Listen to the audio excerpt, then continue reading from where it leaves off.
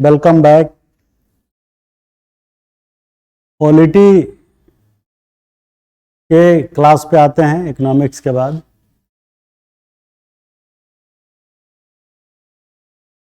Polity के class शुरू करने से पहले मैं एक छोटा सा अपना इंटरव्यू का एक्सपीरियंस बताना चाहूँगा। साक्षात्कार जो होता है वो व्यक्तित्व परीक्षण का काम करता है, लेकिन व्यक्तित्व आपका रातों रात एक दिन में नहीं बनता है। आपका व्यक्तित्व जो है जन्म से लेकर के मृत्यु तक का जो प्रबंधन है, जो सोशलाइजेशन है, जो आपका कॉग्निजेंस है, वो सबको मिला के बनता है। तो अगर आप ये सोचें कि साहब हम साक्षात्कार की तैयारी अलग से कर लेंगे 2 महीना क्लास करके, वैसे नहीं हो सकता। साक्षात्कार में जो आपके पर्सनालिटी, आपके एट्रीब्यूट्स, आपके जीवन शैली, आपका एटीट्यूड्स, अप्रोच, ये सब चीज़ें जो है देखी जाती है। तो कैसे 2 महीने 3 महीने में बना लेंगे? तो ये कंटिन्यूअस प्रोसेस है जो जन्म से शुरू हुआ है। हम इस क्लास के माध्यम से आपकी पर्सनालिटी को और जो है निखारने का, उसे मजबूती प्रदान करने का काम करेंगे।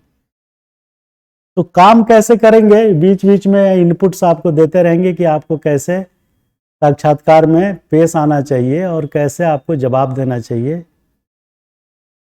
ताकि आप जो है अच्छा से अच्छा स्कोर साक्षात्कार में कर सकें। पहली बात ध्यान रखने की चीज़ ये होती है कि आपका परिधान, अटायर, वेशभूषा ठीक ठाक हो और आप किसी भी चीज़ को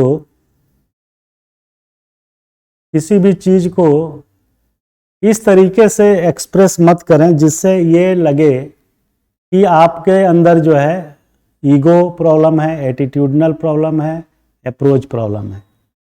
अगर किसी चीज़ का जवाब नहीं आता, चाहे वो 10 क्वेश्चन में से 8 का जवाब नहीं आता, तो आप उनको घुमाने का प्रयास मत करिए। सीधा ये कह दीजिए कि सर सॉरी, मुझे पता नहीं, I don't know about this. ये नेगेटिव नहीं होगा, ये पॉजिटिव होगा। लेकिन अगर आप गलत सलत इधर उधर की बात करके उनको बताने का प्रयास करेंगे, इम्प्रेस करने का, तो आप गलत दिशा में जा रहे हैं, क्योंकि वो लोग बहुत अनुभवी होते हैं, उनको सब मालूम होता है। दूसरा कि अगर आप ये कह देते हैं कि मुझे नहीं पता, तो उनको बुरा कतई नहीं लगता, क्योंकि किसी भी व्यक्ति को हर चीज़ पता हो ये जरूरी नहीं है। जरूरी नहीं है कि आपको हर क्वेश्चन का जवाब आता ही हो। और कई बार ऐसे सिली क्वेश्चन पूछ लिए जाते हैं जो आपकी उम्मीद से परे होता है। जैसे हमसे एग्जाम में ये पूछा गया था कि क्षेत्रीय पार्टियों के कुछ स्लोगन के बारे में बताइए, नारों के बारे में बताइए। क्योंकि मैं बिहार से था, तो उस समय बिहार में लालू जी की सरकार थी, तो उन्होंने यही पूछा पहला क्वेश्चन कि उनकी पार्टी का, लालू प्रसाद यादव जी की पार्टी का नारा क्या है। तो हमने उनके 1-2 नारे बताए। तो अगला क्वेश्चन उठा कि ये नारा आपको कैसा लगता है, फनी नहीं लगता, और इस नारे की रिलेवेंस क्या है, इस टाइप के नारे की। तो इस पे हमने जवाब दिया कि ये नारा क्या है और आम जनमानस को किस तरीके से प्रभावित करता है। मुझे ध्यान है कि अपने उस स्लोगन में मैंने ये बताया था कि लालू जी के पार्टी का सर सबसे बड़ा स्लोगन ये है कि जब तक रहेगा समोसे में आलू, तब तक रहेगा बिहार में लालू। तो लोग बड़े हंसे और बोले कि आपको नहीं लगता कि बड़ा फनी टाइप का है, मजाकिया टाइप का है और इससे सिर्फ इंजॉयमेंट हो सकता है। मैंने कहा नहीं, इंजॉयमेंट तो एक पार्ट है, लेकिन इसका हिडन एजेंडा है कि लालू जी इस नारे के तहत आम जनमानस, बिहार में जो लोग रहते हैं, उनके ग्राउंड लेवल के वर्कर के पास पहुंच जाएंगे कि समोसे में आलू का संबंध वही है जैसे बिहार में लालू का है। तो आम जनमानस इस स्लोगन से इंटरटेन फील करेगा और इंटरटेन फील करने के साथ ही लालू जी से जुड़ाव महसूस करेगा। तो जब ये दो चीज उसको पसंद आएगी तो तीसरा चीज जो वोट डालना है वो जरूर उन्हीं के तरफ जो है वोट डालाएगा, क्योंकि उसके दिलो दिमाग में बिहार में जब तक रहेगा समोसे में आलू तब तक रहेगा बिहार में लालू। तो इस तरीके की बात से आम जनमानस प्रभावित होता है और उसके दिमाग में ये लालू और आलू और समोसा, ये तीन चीजें जो है पेनिट्रेट करके एस्टेब्लिश हो जाती है। तो दूसरे का कोई नारा उसे वो पसंद नहीं आएगा। तो कहने का मतलब मेरा ये है कि साक्षात्कार जो है ये कंटिन्यूअस समाजीकरण और व्यक्तित्व विकास की प्रक्रिया है। आपको कैसे चलना है, कैसे बैठना है, कैसे बोलना है, कितना हंसना है, कैसे हंसना है, और ये सब चीज़ों के साथ साथ आपकी अपनी व्यक्तिगत शैली कैसी है, ये सब चीज़ों पे जो है ध्यान केंद्रित होता है। तो बीच बीच में हम साक्षात्कार के इनपुट देते रहते हैं कि आपको कैसे जवाब देना है, क्या जवाब देना है और क्या जवाब नहीं देना है। दूसरा एक क्वेश्चन अक्सर पूछा जाता है कि आप ये सर्विस क्यों ज्वाइन करना चाहते हैं। तो ये सर्विस क्यों ज्वाइन करना चाहते हैं, इस संदर्भ में आप जो है बहुत ज़्यादा दार्शनिक बातें करने लगते हैं कि मैं समाज में परिवर्तन लाऊंगा, समाज की बुराइयां ठीक कर दूंगा, तो मैं गरीबों के ये करूंगा। जब आप ये सब बातें बोलते हैं तो अगला सवाल पैदा हो जाता है कि आप क्या समझते हैं कि आपके पहले से 75 साल पहले जो सेलेक्ट हुए वो सब मूर्ख थे, वो कुछ नहीं कर पाए, समस्या आज भी है, आप कैसे कर देंगे, कौन सी जादू की छड़ी लिए हुए हैं। तब आप जो है एकदम भक हो जाइएगा कि अरे बात तो सही है। अगर किसी के पिताजी आईएएस रहे हो तो उसके लिए तो और दुखद और बड़ी चुनौतीपूर्ण क्वेश्चन हो गया कि पिताजी भी तो कलेक्टर थे आपके, तो वो नहीं कर पाए, आप कैसे कर पाइएगा, और या क्या वो लोग जो है यूजलेस थे। तो कभी इस तरीके के जवाब मत दीजिए कि मैं ये कर दूंगा वो कर, अरे आप कुछ नहीं कर पाइएगा। आप ये कहिए कि समस्याओं के निराकरण के लिए मैं यथासंभव प्रयास करूंगा और मैं अपनी ड्यूटी को अपनी कर्तव्य निष्ठा के सर्वोपरि पायदान पर रख के काम करूंगा। जो मेरी ड्यूटी है, आपकी ड्यूटी डिफाइंड है, आप उससे आगे पीछे तो जा भी नहीं सकते। 1 किलो चावल देना है तो अब 1 किलो 100 ग्राम चावल भी नहीं दे सकते हैं, जेब से कितना दीजिएगा। तो ये मत कहिए कि हम सारी समस्याओं को ठीक कर देंगे, ये कर देंगे, वो कर देंगे, ये सब ख्याली पुलाव। आप ये कहिए कि मैं अपनी निर्धारित ड्यूटी की परिसीमाओं में रहते हुए तन मन धन से लॉयल बन के काम करूंगा, जिससे समस्याओं को सुलझाने में मेरी भी सहायक, मेरी भी भूमिका सुनिश्चित हो सके। बस खत्म, इससे ज्यादा आप कुछ नहीं कर पाइएगा। ये मत कहिए कि फलाना डॉन को पकड़ के मैं शूट कर दूंगा, आईपीएस बन जाऊंगा। तो एक तो जवाब ही गलत हो गया कि शूट आप कैसे कर सकते हैं। तो प्रैक्टिकल जवाब देने की जरूरत होती है। तो ये टिप्स मैं आपको साक्षात्कार का बताने का प्रयास किया, और ये टिप्स बड़ी सक्सेस है, क्योंकि हमने जहां भी इंटरव्यू दिया, पीसीएस हो चाहे आईएएस हो, उसमें बहुत स्कोर हुआ। 195 स्कोर तो यूपीएससी में था मेरा, और 200 में 140 स्कोर पीसीएस में था, और बाकी स्टेट पीसीएस में भी हमारे जो हैं इसी टाइप के नंबर थे, 70-75%। तो ये आजमाया हुआ टिप्स है जो मैं आपको दे रहा हूं। अब इसके बाद हम सीधे आते हैं अपने मूल प्रश्न और मूल चैप्टर पे, जो इंडियन पॉलिटी का है। और इंडियन पॉलिटी में हम पीछे चैप्टर जो पढ़े थे वो था नागरिकता वाला। तो नागरिकता के बाद हम आते हैं चैप्टर नंबर 5। ये चैप्टराइजेशन जो हमने किया है, ये सिलेबस को इंटीग्रेट करके किया है। प्री में क्या होगा, मेंस में क्या होगा, कुछ स्टेट का क्या होगा, तो उस तरीके का चैप्टराइजेशन है।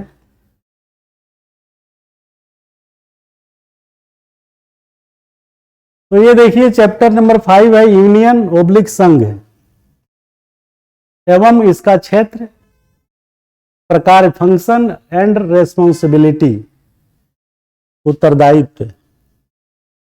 अकाउंटेबिलिटी नहीं, अकाउंटेबिलिटी जो होती है जवाबदेही हो गई, ये क्या है, रेस्पॉन्सिबिलिटी, उत्तरदायित्व है, दोनों में फर्क होता है। खैर, तो यूनियन का हिंदी संघ होता है और उसका क्षेत्र,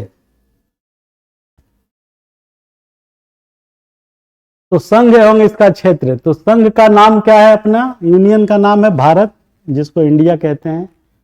आर्टिकल 1 में ही लिखा हुआ है कि जिसमें वे राज्य जो परिसंघीय प्रणाली के सदस्य के रूप में हैं, तो संघ का नाम भारत और इंडिया है, और इसमें आर्टिकल 1 के तहत, ब्रैकेट 1 के तहत परिसंघीय प्रणाली के सदस्य के रूप में जो राज्य हैं वो है, और राज्य क्षेत्र के अंतर्गत समस्त राज्य जिस पर भारत की प्रभुता का विस्तार है। मतलब क्या हुआ कि इंडिया और इंडिया जिसको आप भारत कहते हैं,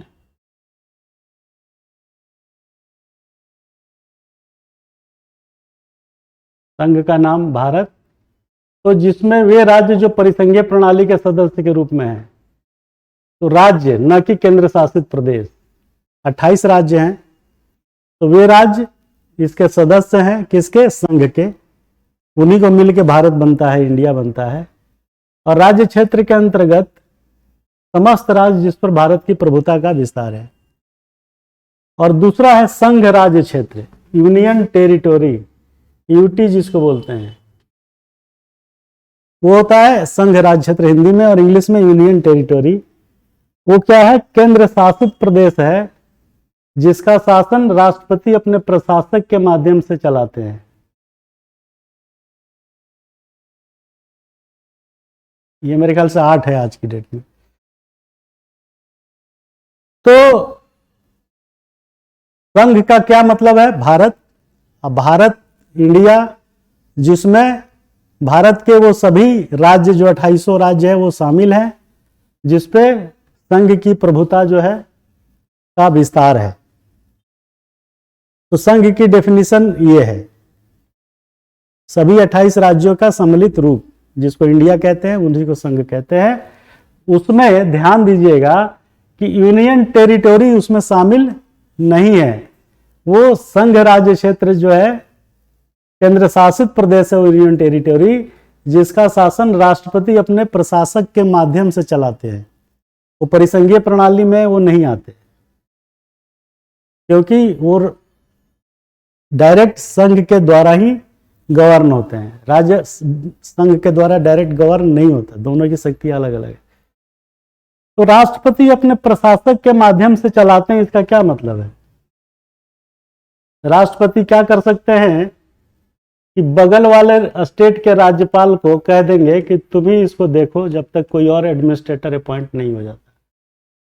तो राज्यपाल के माध्यम से भी चला सकते हैं, या जिसको वो चाहें एडमिनिस्ट्रेटर अपॉइंट कर सकते हैं। अगर आपको चाहें तो राष्ट्रपति की कृपा हो तो आप अंडमान निकोबार द्वीप समूह के एडमिनिस्ट्रेटर नियुक्त किए जा सकते हैं। आप दमन द्वीप नागर हवेली का प्रशासक नियुक्त किए जा सकते हैं। तो ये है उसका, उस यूनियन टेरिटोरी का शासन व्यवस्था चलाने का तरीका। बुनियादी तौर पे वो सारा जो गवर्नेंस है वो वहाँ के सिविल एग्जीक्यूटिव ही करता है प्रैक्टिकली, और उनके ऊपर कोई वहाँ राज्य के विधान मंडल की तरह की व्यवस्था नहीं होती है। तो वो जो एग्जीक्यूटिव है, सिविल सर्वेंट है, वही प्रैक्टिकली में सब कुछ देखता है, क्योंकि पॉलिटिकल एंटिटी जो है, इंस्टीट्यूशन, पॉलिटिकल इंस्टीट्यूशंस वहाँ नहीं है। तो जो कलेक्टर वहाँ अपॉइंट होता है उसको बड़े मजे होते हैं, क्योंकि कोई एमएलए होता ही नहीं है, सीधे राष्ट्रपति साहब के को रिपोर्ट करता है। जैसे प्रशासक रहता है तो एक एडमिनिस्ट्रेटर राष्ट्रपति द्वारा अपॉइंटेड होता है, लेकिन प्रैक्टिकली जो है शासन व्यवस्था जो है वो सिविल सर्वेंट के हाथों में रहती है। तो ये है संघ और उसका क्षेत्र कहाँ तक है और कौन सा क्षेत्र उस संघ में डायरेक्टली आता है और इनडायरेक्टली परिसंघात्मक रूप में नहीं आता। तो ये क्वेश्चन आ जाता है कि संघ राज्य क्षेत्र यानी यूनियन टेरिटोरी परिसंघीय प्रणाली के हिस्सा हैं या नहीं। तो यूनियन टेरिटोरी जो है परिसंघीय प्रणाली का हिस्सा नहीं है, क्योंकि वो डायरेक्ट जो है संघ के अधीन है।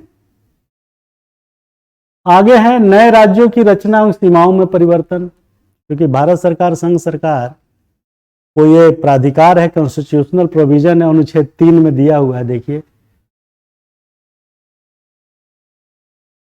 क्या दिया है कि संसद विधि द्वारा राज्यों की सीमा, यानी अगर उसकी बाउंड्री सपोज ये है तो इसकी बाउंड्री ये है, तो इसमें जो है सीमा में परिवर्तन, ये सपोज यहाँ से दूसरा कोई स्टेट शुरू होता है तो ये हिस्सा चाहे तो काट के ए में दे सकती है, कहेगी अब तुम्हारा हिस्सा जो है यहाँ से यहाँ चला जाएगा, तुम इतने में रहो।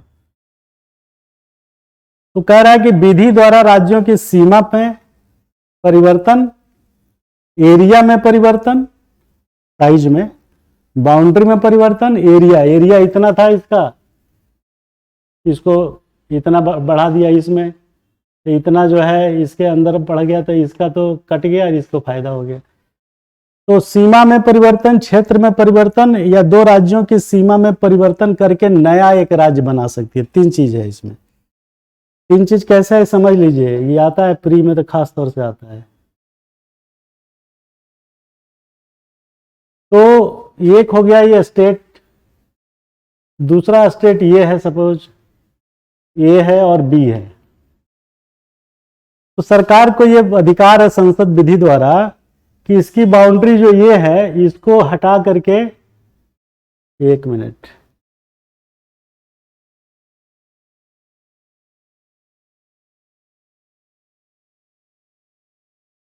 इसको यहां से हटा करके ये मिला देगी, तो ए का साइज बढ़ गया, तो सीमा हो गई यहां।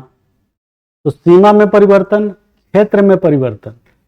अब सपोज अगर क्षेत्र में परिवर्तन करना है तो इसका इतना हिस्सा काट दिया और इसका कुछ हिस्सा काट दिया और इतना हिस्सा काट के एक नया स्टेट बना दिया। तो बाउंड्री में परिवर्तन, एरिया में परिवर्तन, इसका एरिया जो है यहां से यहां तक आ गया तो ये इसका बड़ा हो गया। सीमा में परिवर्तन, एरिया में परिवर्तन और दोनों में से किसी थोड़ा थोड़ा काट के एक तीसरा सी की भी रचना कर सकती। तो ये 3 चीज है, बाउंड्री में परिवर्तन कर देना, दूसरा उसका एरिया में परिवर्तन कर देना और तीसरा दो स्टेट में से या एक ही स्टेट से काट के किसी नए राज्य की स्थापना कर देना। तो जे.एंड.के में जो लद्दाख को अलग किया यूनियन टेरिटोरी, वो सब इसी के तहत हुआ है। और आप मजे की बात देखिए कि ये चीज यूएसए में नहीं है, क्योंकि वहां राज्यों के विधानमंडल की सहमति आवश्यक है। इसका मतलब ये नहीं है कि यहाँ पे सहमति आवश्यक नहीं है, ऐसा नहीं है। सहमति यहाँ भी चाहिए, लेकिन वो सहमति को मानने के लिए सरकार जो है बाध्य नहीं है, ये फर्क है। तो उससे क्या होता है कि अमेरिका की तरह जो स्टेट मजबूत है वहां पे, वो चीज इंडिया में नहीं है। तो हमारी जो परिसंघात्मक प्रणाली है वो यूनिटरी, एक तरफा जो है झुकी हुई है। फेडरल सिस्टम हमारा जो है संघ की तरफ झुका हुआ है। ये क्वेश्चन आता है कि परिसंघात्मक प्रणाली भारत में किस हद तक परिसंघात्मक है, क्या यह एकहरी प्रणाली की तरफ इसका झुकाव नहीं है। तो देखिए ये अनुच्छेद 3 को ध्यान रखिएगा, ये पूरा सिद्ध करता है कि केंद्र की दादागिरी है राज्यों के ऊपर, और केंद्र जब चाहे आपका साइज घटा सकता है, बढ़ा सकता है, आपकी पूरी स्टेट को मिला के दूसरे में मर्ज कर सकता है। जाओ बिहार कल से नहीं रहेगा, वेस्ट बंगाल हो गया। दूसरा एक स्टेट जैसे झारखंड बना था काट के, उत्तराखंड बना था, कहेगा बिहार में से एक हिस्सा और काट के उत्तर प्रदेश में से एक हरित प्रदेश बना दो पश्चिम में, और एक बुंदेलखंड बना दो, और तीसरा जो है उठा करके एक पूर्वांचल बना दो, यूपी गया काम से। तो संघ को इतना पावर है, आप समझ लीजिए, आपका अस्तित्व ही मिटा देगा। अब आप बने रहिए उत्तर प्रदेश, मध्य प्रदेश, महाराष्ट्र के मुख्यमंत्री बने रहिए, वो आपका नाम ही मिटा देगा, इतनी पावर है। कल से कह देगा कि केरला नाम खत्म, केरल को डिसॉल्व कर देगा कर्नाटक में। अब आप केरल नाम से भी नहीं जाने जाएंगे, कर्नाटक हो गए, सबके सब मर्ज कर देगा उठा। तो इतनी पावर है भारत सरकार को, संघ सरकार को, केंद्र सरकार को। मोदी सरकार आज की डेट में है, तो मोदी सरकार, जब इंदिरा गांधी थी तो गांधी सरकार। तो भारत को, संघ को, संसद को इतनी पावर है कि वो राज्यों का निर्माण, नए राज्यों का निर्माण, राज्यों की सीमा में परिवर्तन और उसके क्षेत्रफल में परिवर्तन कर सकती है। लेकिन यूएसए में ऐसा नहीं है, क्योंकि वहां राज्यों की सहमति जरूरी है। यहां सहमति जरूरी नहीं है, बस उससे सलाह लेनी है। वो सलाह को मानना है कि नहीं मानना है, वो भारत सरकार, संघ सरकार, केंद्र सरकार तय करेगी। तो अब इसके लिए आगे दिया है कि इसका प्रोसेस ये है कि विधेयक जो है राष्ट्रपति के सिफारिश पर ही आएगा। पहले राष्ट्रपति साहब जो है उसको एक्सेप्ट करेंगे, रिकमेंड करेंगे, तभी सदन में पेश होगा। और राष्ट्रपति उस संबंधित उसे माने किसको, विधेयक को संबंधित राज्य के विधानमंडल को भेजेंगे। ये ध्यान रखिएगा, ये बहुत इंपॉर्टेंट क्वेश्चन है, ये अक्सर आता है कि इसकी प्रक्रिया क्या है। तो विधेयक जो होगा, नए राज्य का निर्माण या उसके क्षेत्र में परिवर्तन, राष्ट्रपति के सिफारिश पर ही सदन में पेश होगा, लोकसभा राज्यसभा। और राष्ट्रपति की ये ड्यूटी दी हुई है कि उसको अपनी सिफारिश देने से पहले उसे संबंधित राज्य के विधानमंडल को भेजेंगे कि भैया तेरी क्या मनसा है, तुझे क्या कहना है, तेरे राज्य के हिस्से कर रहे हैं 2-3 टुकड़े, तुमको कुछ कहना है तो कह दो। बस उनकी इच्छा पूछी जाएगी और उसकी राय को मानने के लिए लिखा है कि बाध्य नहीं है। कौन? राष्ट्रपति। वो अपने नोटिंग लगाएंगे कि भाई हो सकता है, नहीं हो सकता, वगैरह वगैरह। तो आप समझ गए कि नए राज्यों का निर्माण कैसे हो सकता है और क्या प्रक्रिया है, और उस स्वरूप के वजह से भारत किस हद तक परिसंघात्मक है, और तुलनात्मक रूप से अमेरिका में क्या व्यवस्था है। अमेरिका में स्टेट जो है बहुत पावरफुल होते हैं। एक तो वहां स्टेट की नागरिकता भी लेनी पड़ती है और अमेरिका की नागरिकता भी लेनी पड़ती है। तो जो स्टेट का संचालन है वो बड़ा हिगमोनिस्टिक, प्राधान्य रूप में करता है। वहां दूसरे स्टेट के लड़कों को अपने स्टेट के शैक्षिक संस्थाओं में एडमिशन देने में आनाकानी करता है, और अगर दे देता है सपोज अमेरिका में, तो वो अपने राज्य के बच्चों से अगर 10 रुपया फीस ले रहा होगा, तो पड़ोसी या दूसरे राज्य जो अमेरिका के ही स्टेट से आया हुआ बच्चा होगा, उससे हो सकता है 50 रुपया फीस ले रहा हो। इतना फर्क है। तो वहां राज्य जो है अपने आप में एक एंटिटी है, और वो संघ की तरह, यूनियन की तरह, अमेरिका का जो संघ है उसकी तरह बराबरी पे मुकाबला है। यहाँ मुकाबला बराबरी का कतई नहीं है। यहाँ तो भेड़ बकरी की तरह स्टेट में मियाते रह जाते हैं, और भारत सरकार जो चाहती है करके रख देती है।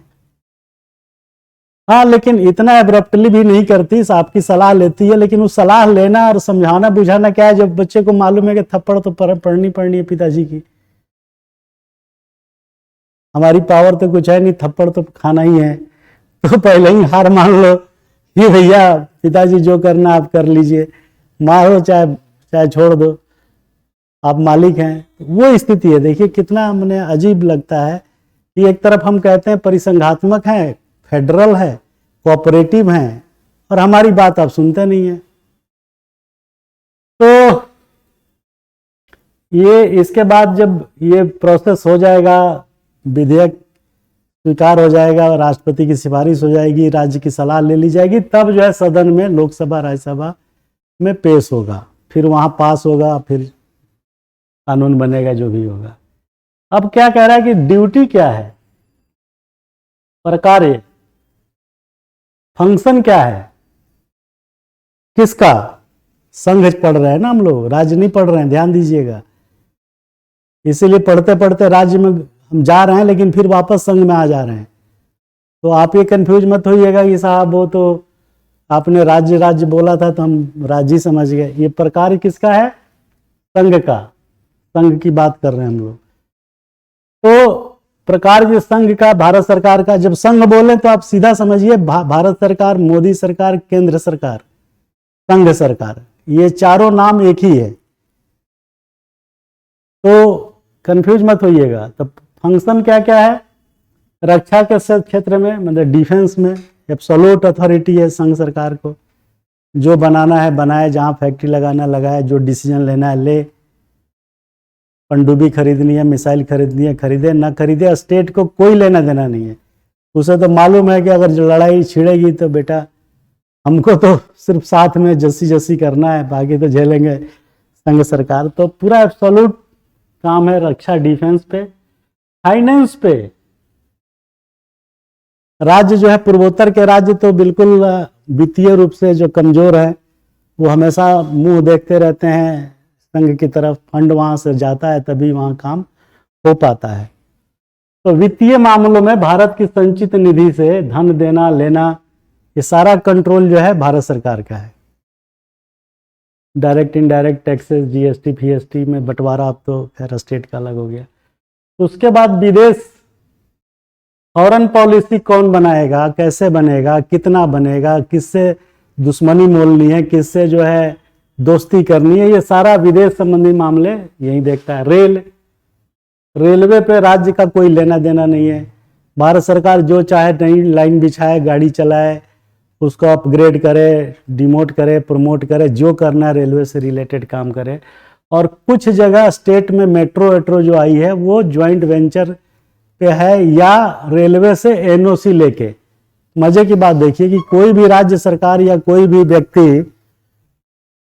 व्यक्ति जो है रेलवे एस्टेब्लिश नहीं कर सकता जब तक कि उसको रेलवे से एनओसी या लाइसेंस न मिल जाए। क्योंकि भारत सरकार ने एक्ट के तहत बनाया हुआ है कि देश में रेलवे लाइन बनाने चलाने का अधिकार भारतीय रेल को हो, किसी और को नहीं है।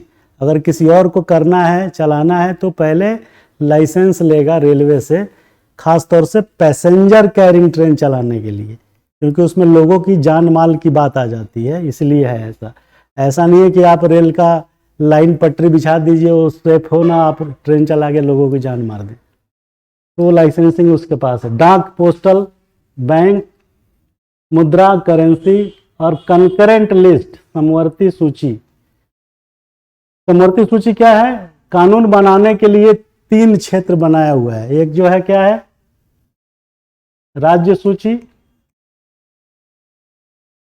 दूसरा है संघ सूची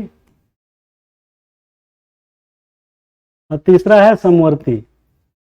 इसको कंकरेंट कहते हैं, कंकरेंट लिस्ट, ये यूनियन लिस्ट, ये राज्य स्टेट लिस्ट।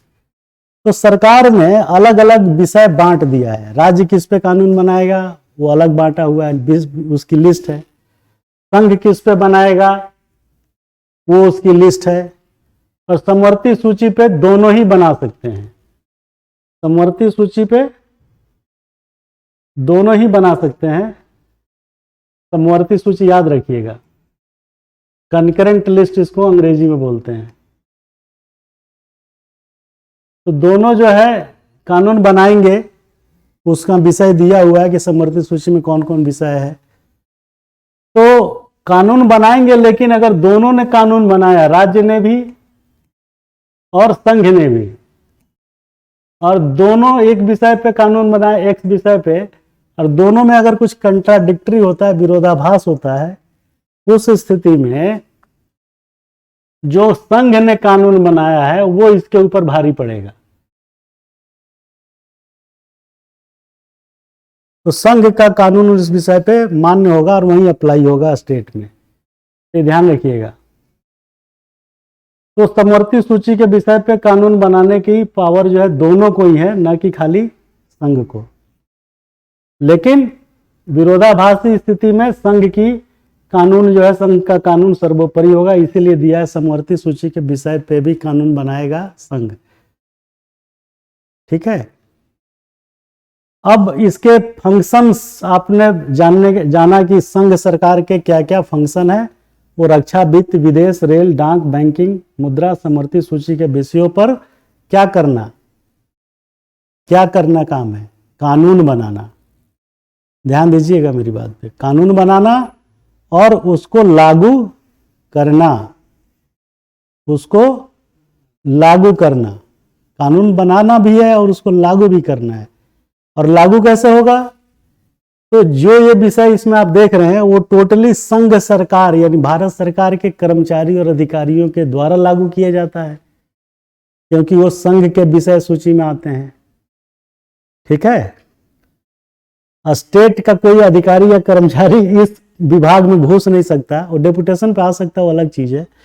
लेकिन स्टेट में रहते हुए इन विषयों के बारे में कोई निर्णय या कोई फाइल या कोई प्रोसेसिंग या कोई भी गतिविधियां जो है ऑफिशियली नहीं चला सकता। उसको मालूम है कि ये चीज गलत है, तो वो ये लिख कर नहीं भेज सकता कि गलत है। वो ज़्यादा से ज़्यादा अपनी बात जो है सजेस्टिव मोड से कहीं पहुंचा सकता है, बस इससे ज़्यादा कुछ नहीं। वो भी एक तरीके से जस्ट एक सलाहकार की तरह कि हमको ये गलत लग रहा है, इसको देखा जाए, बस। तो इन विषयों पे पूरा का पूरा कंट्रोल किसका है? यूनियन का है, संघ का है, भारत सरकार का है।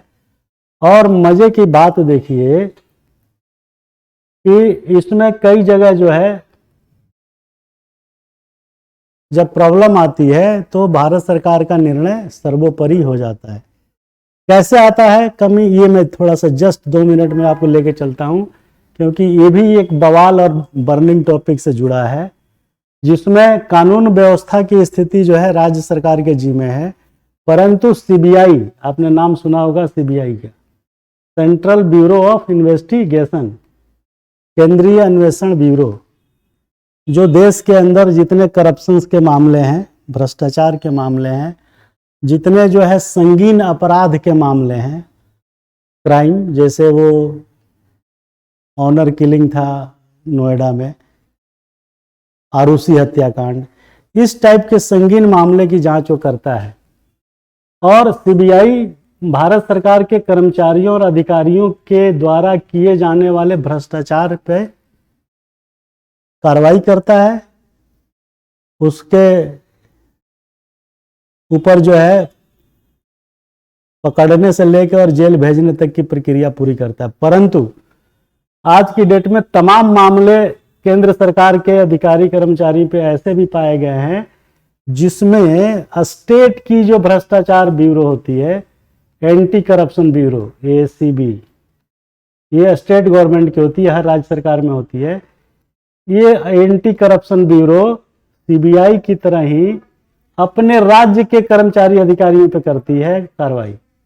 परंतु ऐसे मामले आजकल बहुत आ रहे हैं जिसमें एंटी करप्शन ब्यूरो जो पर्टिकुलर स्टेट की है वो संघ सरकार के अधिकारी कर्मचारियों को भी धरपकड़ करने लगी है, जो कि संघात्मक व्यवस्था, परिसंघात्मक व्यवस्था के प्रतिकूल है।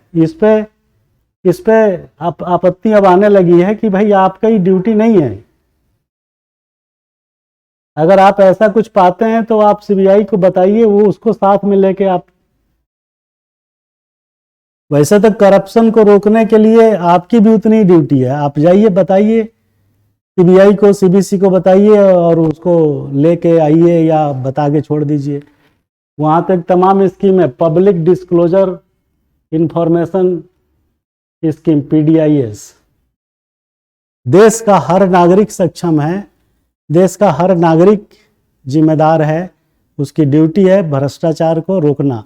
अगर उसके संज्ञान में कहीं पे है तो वो संबंधित को बता सकता है, विजिलेंस को, सीबीआई को या सीबीसी को बता सकता है। सेंट्रल के मामले में, और राज्य के मामले में राज्य कर्मचारियों के लिए एंटी करप्शन ब्यूरो अपने स्टेट की है। वो थोड़ा सा कन्फ्यूजन आजकल हो रहा है कि ये लोग भी कूद जा रहे हैं, वो गलत हो रहा है।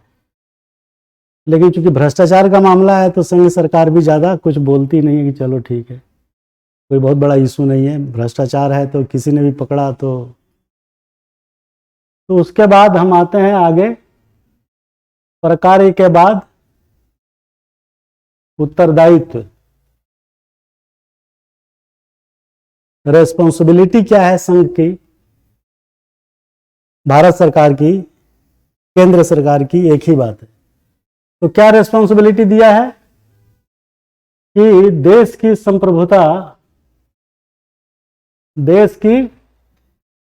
संप्रभुता, जो भारत के संविधान के प्रीएम्बल में हम पढ़ा चुके हैं, संप्रभुता को बनाए रखना, कोई दूसरा देश हमारे ऊपर आके हमारी सीमाओं पे अतिक्रमण न करने लगे, इंक्रोच न करे, कोई अटैक न करे, उसके लिए काउंटर अटैक की व्यवस्था बनाए रखना, डिफेंस मैकेनिज्म को।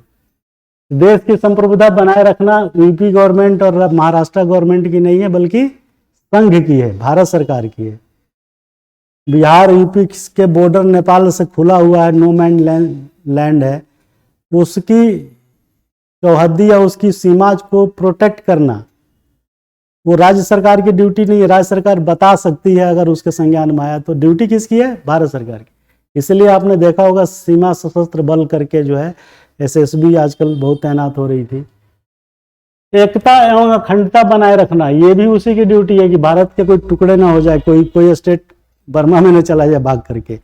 इसीलिए नॉर्थ ईस्ट स्टेट को जब सबसे ज़्यादा फंडिंग दिया जाता है कि वो खुश रहें। अगर वो बेचारे दुखी हो जाएंगे, उनको खाने का नहीं मिलेगा तो क्या करेंगे, फिर प्रॉब्लम हो जाएगी ना। तो एकता और अखंडता बनाए रखना भारत सरकार की ड्यूटी है। भारत की चौहद्दी नक्शे में कोई और जो है छेड़छाड़ ना हो जाए। आक्रमण से सुरक्षा, राज्य सरकार के पास इसकी सेना तो होती नहीं, वो अपना लॉ एंड ऑर्डर बनाने चलाने के लिए होती है। तो आप ये मत सोचिएगा कि अगर अटैक की स्थिति होगी तो यूपी पुलिस और केरल पुलिस और तमिलनाडु पुलिस भी लड़ने आएगी। वो जो है सिर्फ कानून व्यवस्था जो है शहरों में गांव में स्थापित करने के लिए होती है, वो लड़ने के लिए नहीं आती है, और ना ही उसको इतना ट्रेनिंग होता है। तो आक्रमण से सुरक्षा के लिए आपके पास फोर्स है, थल सेना, जल सेना और वायु सेना, वो काम करेगी। राज्यों के वित्तीय मदद, देखिए अभी हम बोल रहे थे नॉर्थ ईस्ट स्टेट्स को फाइनेंशियल मदद देना, क्योंकि वहाँ पे रेवेन्यू का जनरेशन बहुत कम है, तो उनके लिए भी वित्तीय मदद जरूरी है, जिससे उनका जीविकोपार्जन और बाकी चीज़ें चलती रहे।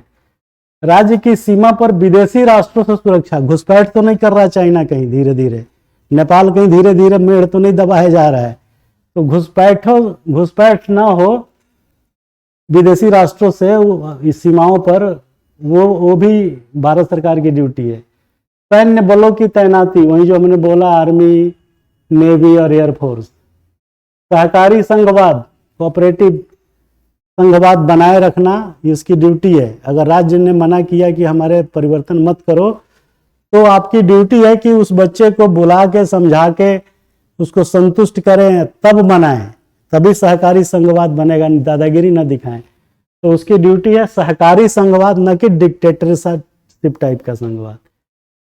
और एक है दायित्व, आर्टिकल 356, आजकल तो ये बंद हो गया, मतलब प्रैक्टिकली बंद हो गया। पहले तो इसकी सरकार गिरी, कल्याण सिंह की सरकार आ गई, एक दिन के लिए, वो आपको ध्यान होगा कौन पाल साहब थे यूपी में, वो एक दिन के चीफ मिनिस्टर बन गए थे। तो 356 का दुरुपयोग न करें, बल्कि स्टेट में जो विधानमंडल में चुन के एमएलए आए हैं उनको जो है कॉन्फिडेंस मोशन ला करके उस पर वोटिंग करा करके तब उनका जो है निर्णय निर्धारित करें कि किसकी सरकार बनेगी या किसकी नहीं बनेगी, जिसकी मेजोरिटी 50% +1 की होगी। आप सीधे सीधे जो है, रमेश भंडारी साहब राज्यपाल थे, उन्होंने कुछ नहीं भाई, वो सब किसी के पास बहुमत नहीं है, राज्यपाल सिफारिश करता है, राष्ट्रपति शासन कल से लागू। तो वो 356 का दुरुपयोग ना करें। आप वो निर्णय तब लें जब आप फ्लोर टेस्टिंग मतलब सदन के फ्लोर पे विश्वास मत के लिए आमंत्रित करें एक्स पार्टी को, और अगर वो विश्वास मत जीत जाती है तो चलेगी, नहीं जीतेगी तो घर जाएगी।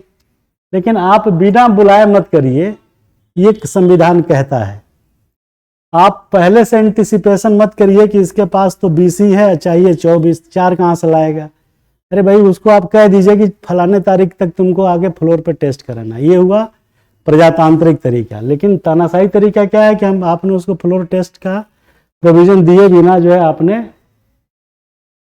वो वहां पे कह दिया कि किसी का बहुमत नहीं है, इसलिए 356 अनुच्छेद अप्लाई होता है और इसका स्टेट का शासन राष्ट्रपति के हाथ में चला जाता है, खेल खत्म। ऐसा मत करिए। तो ये है आपका संघ के बारे में, और इस पर कुछ क्वेश्चन हमने मॉडल क्वेश्चन आपके लिए बनाए हैं, ये आप लिख लीजिए और खुद जो है इसको जो है आइए वेलकम, और इसको खुद जो है लिखने के बाद इस पे आंसर लिखने का प्रयास करिए। ये लिखा है पहला सवाल कि अनुच्छेद 3 सहकारी संघवाद पर सीधा प्रहार है, जबकि अमेरिका में ऐसा नहीं है। क्या यह संघ की हिगमोनी को दर्शाता है? पहला सवाल। ये सब हम पढ़ा चुके हैं, आप खुद मनन चिंतन करके आंसर राइटिंग करें और उसको ग्रुप में पोस्ट कर दें। ग्रुप में पोस्ट करने में शर्म आ रही हो तो इंडिविजुअली हमें भेज दें, हमारे निजी नंबर उस पर है ग्रुप एडमिन का, उस पर भेज दीजिए। दूसरा है कि केंद्र राज्य संबंध को कमजोर करने में अनुच्छेद 356 कहाँ तक उत्तरदायी है? क्या यह प्रजातंत्र के मूल ढांचे पर प्रहार नहीं है? जो अभी हम बता रहे थे वही क्वेश्चन है। और विभेद करने को बोला है उपनिवेश, संरक्षित राज्य, डोमिनियन स्टेट और संप्रभु राज्य। ये सब शब्दों का मीनिंग हम बता चुके हैं, आप खुद याद करके उसमें समझिए कि क्या फर्क है उपनिवेश में और संरक्षित राज्य में और डोमिनियन स्टेट में और संप्रभु राज्य। ये चारों अलग अलग पॉलिटिकल टर्मिनोलॉजी है जिसका उपयोग इस्तेमाल जो है प्रयोग होता रहता है।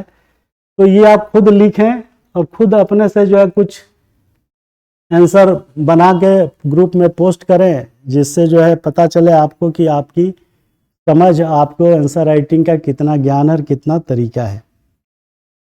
हमारे दूसरे फैकल्टी आ गए हैं, उनका स्वागत है। और पुनः इस अपेक्षा के साथ कि आप प्रीसा IAS कोचिंग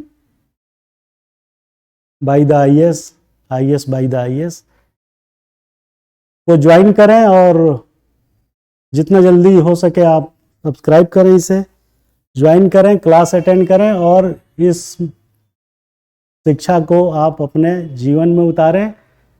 जैसे हम पढ़ा रहे हैं, जैसे हम बता रहे हैं, सीधे सीधे रेडिकल और मौलिक विचारों को समावेशित करते हुए उत्तर कैसे लिखें, ये हम बता रहे हैं डेली क्लास में। तब जाके आप सफल होंगे। और हमारा जो वचनबद्धता है कि 2/3 66% क्वेश्चन चाहे प्री हो चाहे मेंस हो हमारे पढ़ाई में से आएगा, ये मेरा दावा है। और इसमें अगर हम सफल नहीं होते हैं तो आपको हमने लिखा है ब्रोचर में कि 100% फी रिफंडेड बैक। तो इतना दावा करने वाले बहुत रेयर होंगे कि 2/3 क्वेश्चन, आपको तो 50% पे ही काम हो जाना है, 66% की तो ज़रूरत भी नहीं है।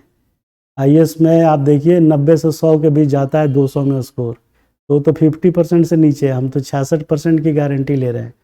हमारे ज्योग्राफी के फैकल्टी हैं, उनके तरफ से एक इन्वायरमेंट इकोलॉजी इंक्लूड है, तो उसमें से क्वेश्चन 30 आते हैं, करीब 25-30 दोनों को जोड़ दीजिए तो ज्योग्राफी, इकोलॉजी, इन्वायरमेंट, नेचर, ये 3-4 चीज़ ज्योग्राफी के ही सब सब्जेक्ट हैं, उसमें से 25-30 क्वेश्चन आते हैं। और ये दावा है, हम लोगों का विश्वास है, दावा है कि आपका ज्योग्राफी 25-30 क्वेश्चन और पॉलिटी के 15-17 क्वेश्चन, तो अगर आप दोनों को जोड़ दीजिए तो 30 और 17 47, 50% तो हम ही दोनों का दावा है।